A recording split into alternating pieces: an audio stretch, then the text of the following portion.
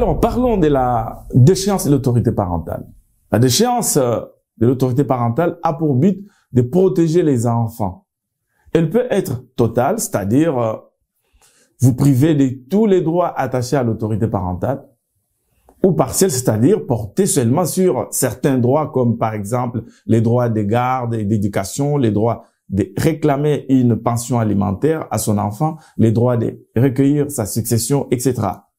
La déchéance de l'autorité parentale est particulièrement sévère et n'est possible que dans 3 hypothèses. Premièrement, si le parent a été condamné à une peine criminelle ou correctionnelle pour une infraction commise sur ses enfants ou à l'aide d'un de ses enfants ou descendants.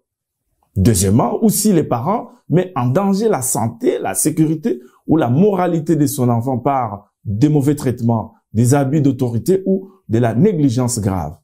Troisièmement, ou si les parents se marient avec une personne déchue de l'autorité parentale. Fais-moi signe. Si le tribunal de la jeunesse prononce une déchéance, il désigne en même temps une personne qui sera chargée d'exercer les droits des parents déchus. On parle alors d'un protuteur.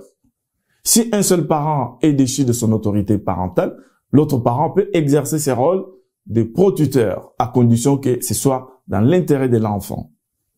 La déchéance de l'autorité parentale est prononcée pour une durée indéterminée. Cependant, les ou les parents déchus peuvent demander au tribunal de la jeunesse de récupérer leur autorité parentale. Ils peuvent le demander à partir d'1 an après la déchéance. La récupération de l'autorité parentale peut être totale ou partielle. Donc, la déchéance de l'autorité parentale est une mesure exceptionnelle qui est prononcée dans des situations particulièrement graves. Si vous souhaitez demander la déchéance de l'autorité parentale de l'autre parent, il faut vous adresser au parquet. Vous ne pouvez pas en faire directement la demande au juge de la jeunesse. Seul le parquet peut soumettre la demande au juge.